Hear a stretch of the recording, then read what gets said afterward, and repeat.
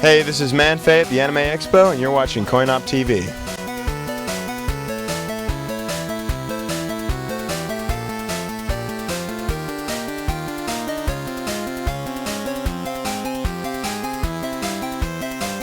Tell me about the Anime Expo 2006.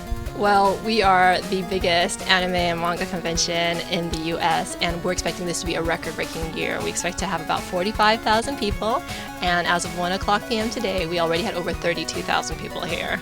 We've got fantastic guests.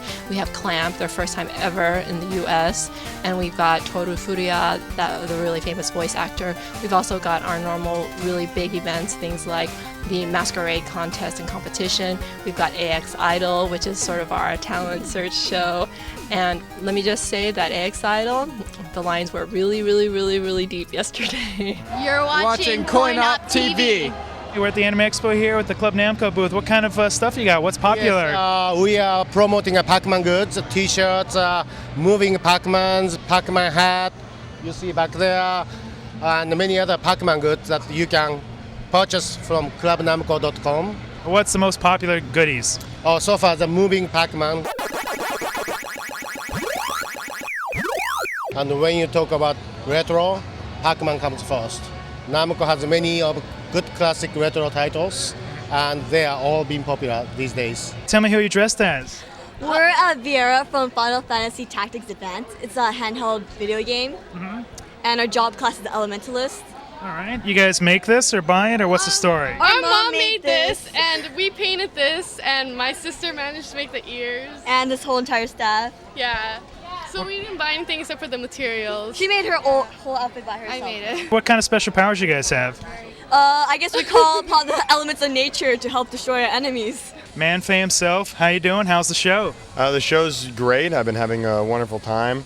Right now, my back went out from a little too much partying last night, and so I'm kind of limping around here, and especially in these heels. But other than that, it's a great time.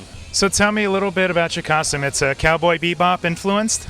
Yep, that's what it originally started as. I was joke cosplaying Faye from Bebop, and the joke was it just ended up being so funny that I've been in this costume for 5 years. So tell me a little bit about the vibe of cosplaying and your involvements with some of these shows. Cosplaying it's really a chance for nerds to sort of strut and be popular for a little while, because when you pick up, it's not just about, part of it is expressing your love of a character from a show that you like or a game that you play, but there's definitely another part of it where it's like, how obscure can I make my costume but still have people cheer and stop and want to take my picture? Because like, you can do the most common costume and then everybody wants to take your picture, but then there's a million of you and so you're not unique. Or you can go the most obscure but then nobody recognizes you, so it's all everyone's fighting to find just obscure enough that they get the attention and they're the only one of their kind. Okay, well, we're inside the convention floor here, and I've caught up with Kevin of Harmony Gold. Kevin, good to see you. See you as well. Tell me a little bit about your booth here and what's going on. Well, folks, this is the Robotech booth, and as you can see, we have replicas of the uniforms here. We also have our Alpha Fighter over there, and we've got our merchandising right here with special convention-only prices. As you can see, we got the Garland from Megazone 23. We have our Masterpiece collections. We got DVDs and soundtracks. Okay, so now the big question is Robotech Shadow Chronicles. Can you give me some heads up on that? Absolutely. Robotech the Shadow Chronicles is the direct sequel to Robotech. I'm sure many of you remember at the end of Robotech, Scott Bernard flew off into space for his rendezvous with destiny, searching for Admiral Hunter. Well, this show is going to answer what Scott Bernard's rendezvous with destiny was and what happened to Rick Hunter. It's a direct sequel to Robotech. Okay, now tell me some about, I understand it's got some CGI. Is it mixed or is it cell and CGI? Yes, absolutely. Robotech the Shadow Chronicles is a mixture of 2D and 3D animation. We use state-of-the-art techniques in the independent film world to make a great film. Tony and Dan, who are voice actors of the original series and also in the Shadow Chronicles, tell me what characters you played in the original show. In the original show, I was Roy Fokker. I died. Okay, and Tony? The original show, I played Rick Hunter. He lived. He outlived, yes. Very cool. So, what's it like? Did you ever get to meet Min-May in real life? Yeah, actually, we almost always recorded right after each other. So it's yes, I got to meet her, but not a lot of the other cast. We were all recorded by ourselves. So tell me a little bit about your experience now working back in the fold with Shadow Chronicles. It was great to come back after 20 years. You expect a character you played to be long gone in the dust, and to come back to not only get to play this character, which started my career, but also to work with Dan and all the people from the original series that they brought back for the movie. It was terrific. Very cool. Okay, so Dan, yes, one of the most infamous death scenes probably in early anime history there. Did you feel like you got a bum rap at all? Oh, the rap was great. I was so good that they wanted to get rid of me after 18 episodes. It's a good rap to work with.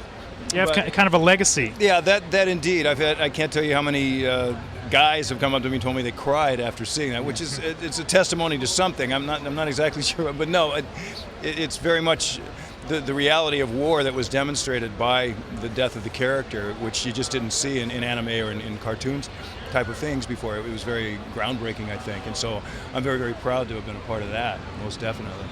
So let me ask you this, guys. As voice actors of the show, classic characters, what are some of the things that some of the fans at the Anime Expo might be coming up and requesting you to say? Hopefully anything that Tony knows.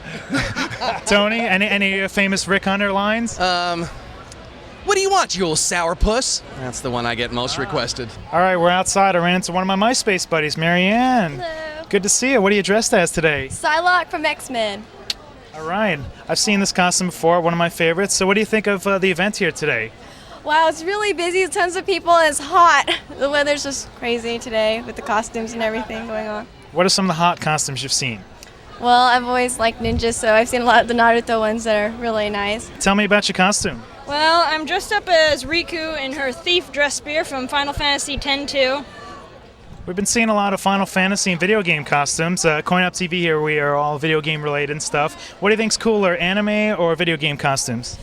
Oh, I don't know about that. They're both pretty awesome. Do you guys have enemies? Any conflicting, somebody walking by that you've had to battle with your powers at all?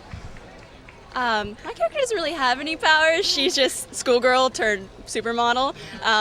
And whatever rivals she might have, I don't think it's going to show up to the gathering, so no. Okay, I found Turk outside here. He's dressed up as Kratos from God of War. Very cool outfit. Let me hear a little bit about the setup here. Is it something you made yourself? Yeah, I made it completely myself. It took quite a while. Joined a gym too, start working out, get in shape. Yeah. It's been like a creation like months in advance? Oh yeah, shaved my head too. Grew out a goatee for like 5 months. Everything, So have you tried to throw your knife things at anybody? No, I'll probably get kicked out for that.